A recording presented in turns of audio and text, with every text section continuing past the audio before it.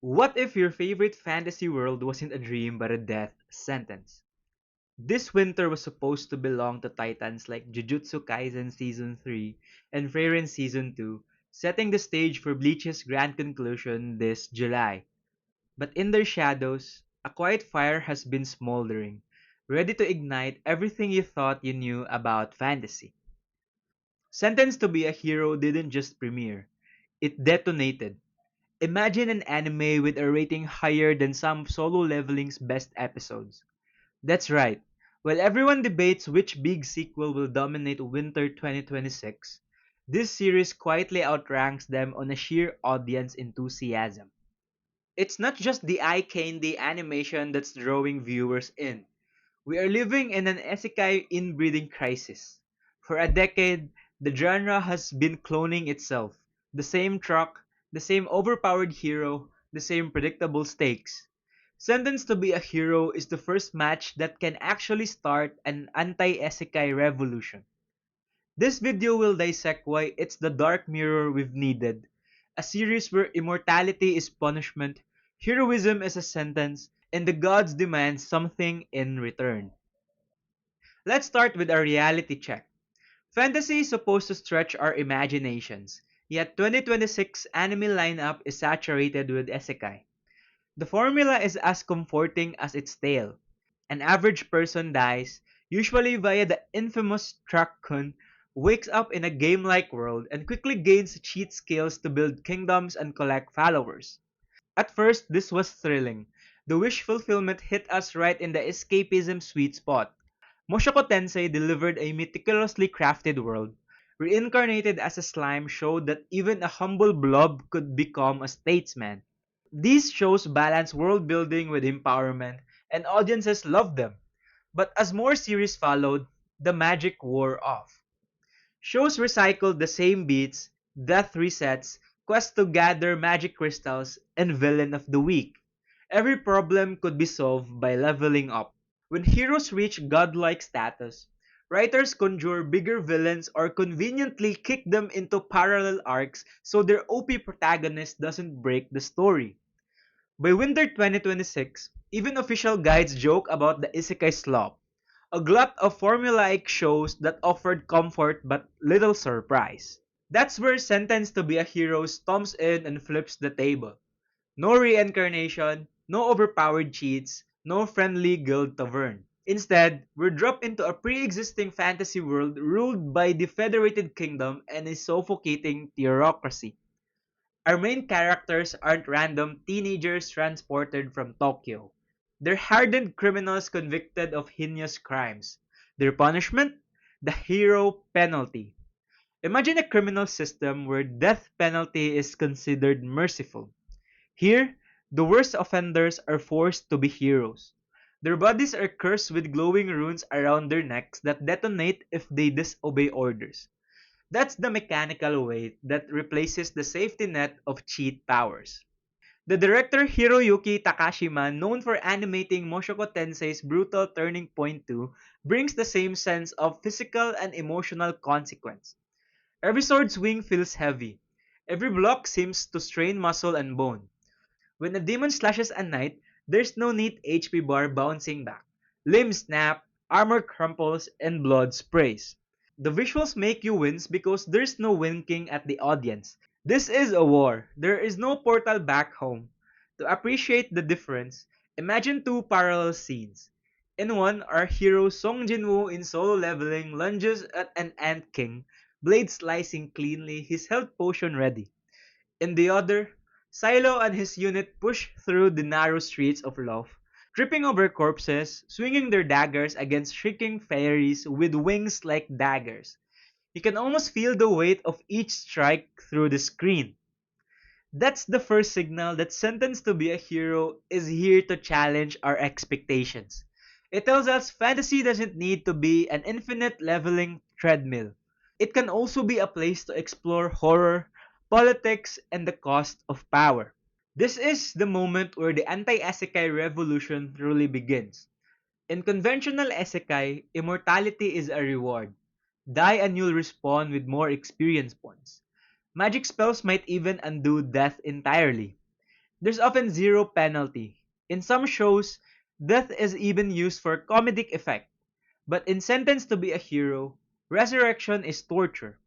Each resurrection erodes their personality, their memories, their sanity. This isn't just a game mechanic, it's a commentary on war, trauma, and institutional cruelty. This mechanic adds real stakes. It forces the audience to feel the tragedy of immortality. It makes us question whether living forever is a blessing or a curse, especially if each life makes you less you. This segment also recontextualizes heroism. Silo isn't fighting to gain experience or collect loot. He's fighting to retain his own sense of self long enough to achieve his revenge. He's a survivor clinging to scraps of humanity. That's what makes the tragedies of Sentenced to be a Hero resonate. When you know that every resurrection costs something, you start counting death with dread, not excitement. Let's move on to the goddess trope. In many popular isekai, the goddess is comedic relief or a romantic interest. She's a guide, a wish granter, sometimes even a girlfriend. In Konosuba, Aqua's incompetence is part of the fun. In Sentenced to be a Hero, goddesses are neither love interests nor clowns. They're lost technology, living weapons built to fight the demon blight. There are 13 of them created by ancient scientists or mages, and they each embody a different weapon system. Theorita, for example, is the goddess of swords. She doesn't require offerings of fruits or prayers. She requires praise. Human validation is her fuel. Her biological programming demands it. When her partner praises her, she channels that emotion into raw destructive energy, summoning swords that slice through reality itself. At first glance, her constant request for praise, pet me, adore me, might seem silly. But think about it. This is an ingenious twist on the goddess trope. Instead of being worshipped for being divine, she's worshipped because she's a weapon that needs affection to function. Imagine a rifle that only works if the soldier complements it.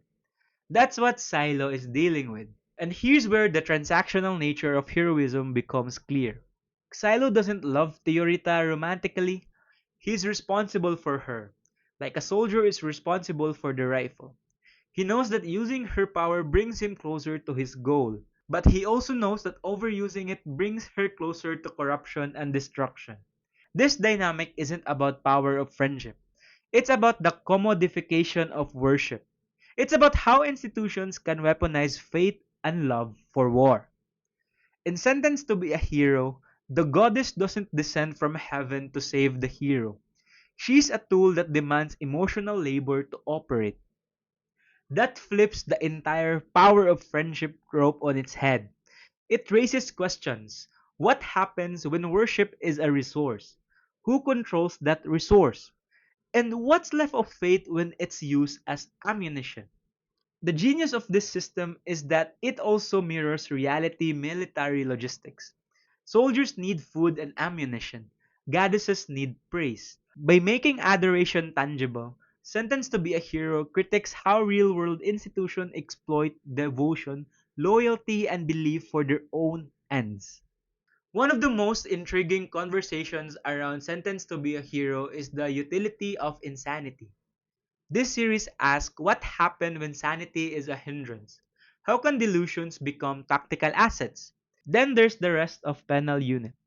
Murderers, thieves, and psychopaths. There aren't typical anime sidekicks. They don't exchange witty banter or cry when the protagonist falls.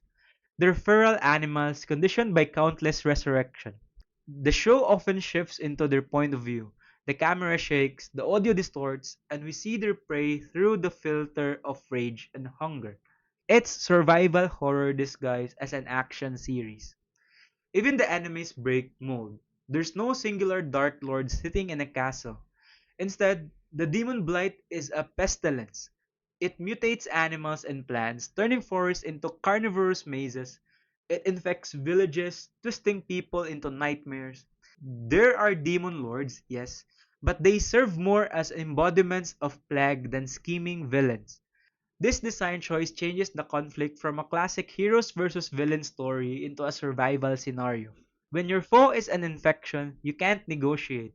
You can't kill it once and be done. You have to outlast it or find a cure. The result is a tone closer to survival horror than high fantasy. All of these insane allies, feral heroes, pestilence enemies, creates a tapestry of unpredictability. The narrative isn't just about physical battle, it's also about psychological warfare. The show forces us to ask how much insanity can be harnessed before it becomes self destructive. Is a delusional king dangerous or necessary? And are the feral heroes more monstrous than the monsters they fight? The answer isn't easy, but the show wants you to grapple with it. That's what makes Sentence to be a hero more than a gimmick. It's a series that weaponizes madness, disease, and bureaucratic cruelty to challenge the very foundations of hero narratives. Sentenced to be a Hero is the one match because it proves that an overused genre can still surprise us when you rip away the safety nets. It doesn't rely on Isekai's infinite reincarnation machine. It doesn't ask us to cheer for a power fantasy. Instead, it makes us feel the weight of every death, the horror of immortality as punishment, and the cost of using love as a weapon. It respects its audience. It trusts us to handle the darkness of war, the brutality of bureaucracy, and the complexity of worship. In doing so, it sparks the anti-isekai revolution. It invites us to demand more from fantasy narratives, more consequences, more nuance, more honesty. And that's why this channel is covering it. We're still going to talk about classics like My Hero Academia and beloved series as they release. But we're also going to champion shows that push boundaries, that challenges tropes, that make us rethink the stories we consume. If you're tired of the same old reincarnation stories, if you crave a narrative where your jaw drops not because of a crazy power up, but because of a philosophical gut punch, then this is your show. And as always, like, subscribe, and share if this breakdown gave you a new lens on Sentence to be a Hero. This has been Beyond the Panel. Thanks for watching and keep an eye for more deep dives into anime that dare to be different.